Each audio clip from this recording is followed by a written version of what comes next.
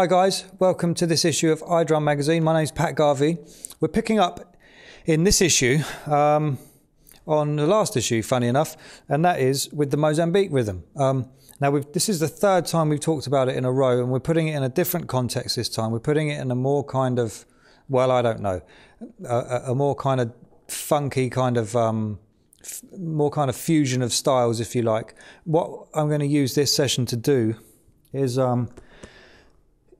by the time we get to the end of it, add a lot of the stuff we've talked about, or I've talked about, over the last kind of 18 months in some of these sessions. So some of the rudiment ideas, the kind of phrasing ideas, the accent ideas, the kind of technical stuff that we've discussed kind of mildly, if you like, and really start putting them together.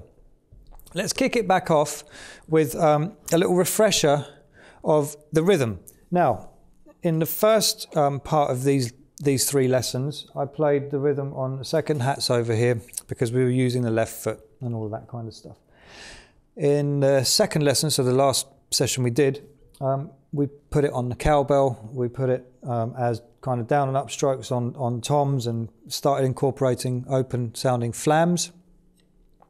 This time we're going to bring it over to the hi-hat. It doesn't matter if you don't have a second set of hats or whatever. You can, you know, make sounds out of anything. A little refresher on the rhythm.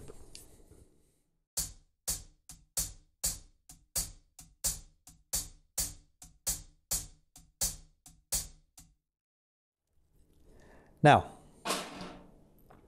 what we haven't done yet is just fill in the gaps of the rhythm, okay? So we've talked about backbeats and we've talked about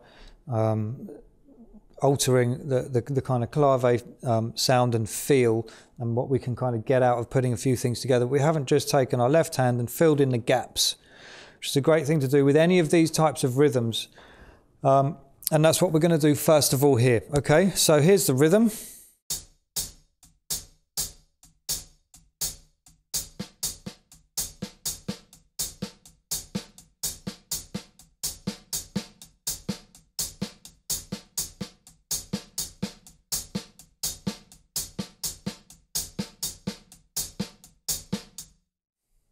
There you go, some nice rhythms come out of it. Starts to kind of cross over and into each other.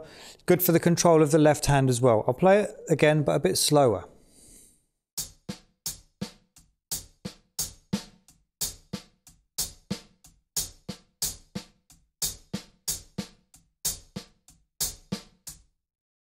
What we're going to do now is we'll give the bass drum the same treatment, okay? So we've put the bass drum, we've played the rhythm on the bass drum. We've put different foot ostinatos with the rhythm. So now let's fill in the gaps with the bass drum, okay?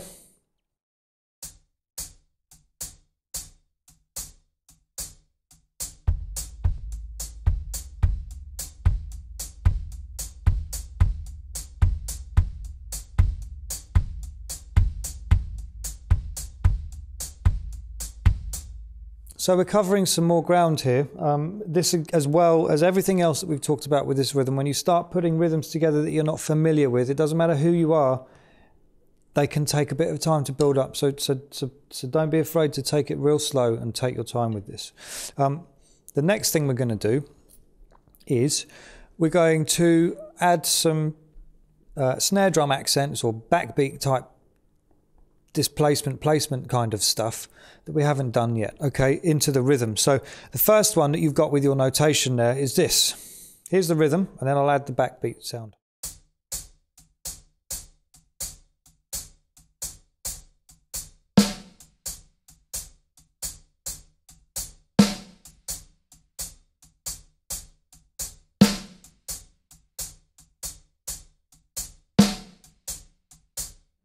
Okay, if you look at your notation, the second one there, the second bar of snare drum placement stuff, we've got 2 beats in it this time, okay? So it's the same one plus another one.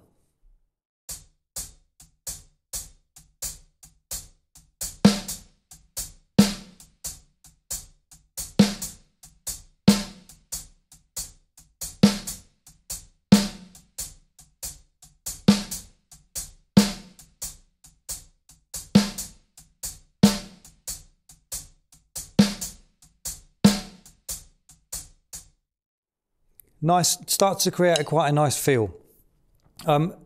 What I've written for you there is a combination groove. So it's a combination of lots of things that we've looked at in these last 3 Mozambique style lessons, okay?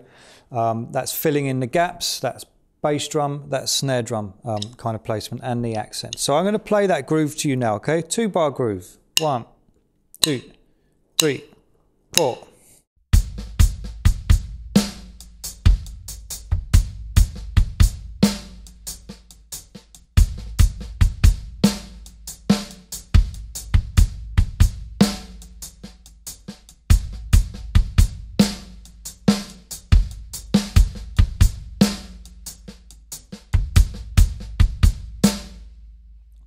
It might sound quite complicated, but really it's not if you take it slowly. And remember, with the paradiddle stuff as well, we've talked about control of the hands and control of the limbs and being able to really place notes where you want to place them, not where your brain thinks they should go or where your arms suddenly want to move.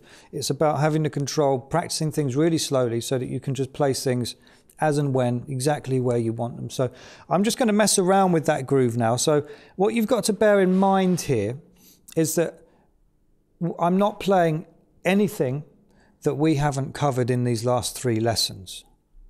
That said, that doesn't make this any easier, right? Nothing's easy unless you can do it. We all know that. And just because I've gone through all of this kind of stuff with you, when you then start to put things in different orders, well, that changes the game again. Okay, so just bear that in mind. So here's that kind of combination groove, but with a few different things thrown.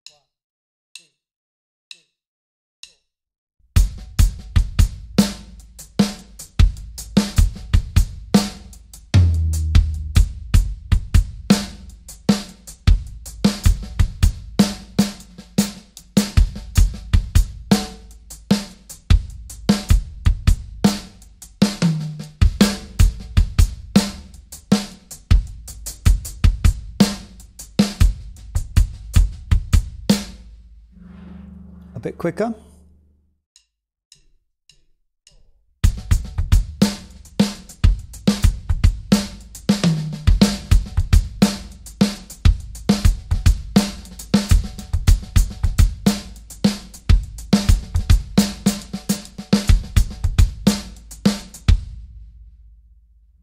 Now you can start to see the possibilities the more and more comfortable you get with this. I'm going to sign off with this. I've written out the whole kind of intro section to what I'm about to play on the drums, okay? You'll see in there, there are flams in there. There are 7-stroke roll kind of ideas in there. There are single stroke stuff you'll hear when I get playing it. There's double stroke roll application and all that kind of stuff. It's just how we kind of apply it and how we can then work with it, okay? So have a look at your notation as we're playing through this.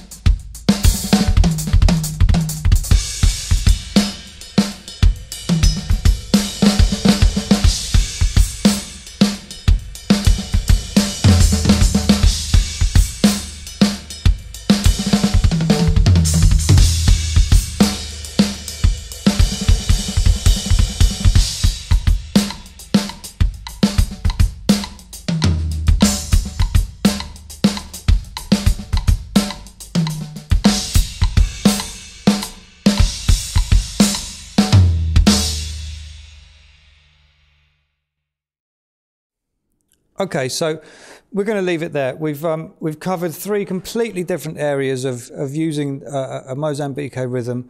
Some of the things you can do with it. I am a massive fan of taking things out of context.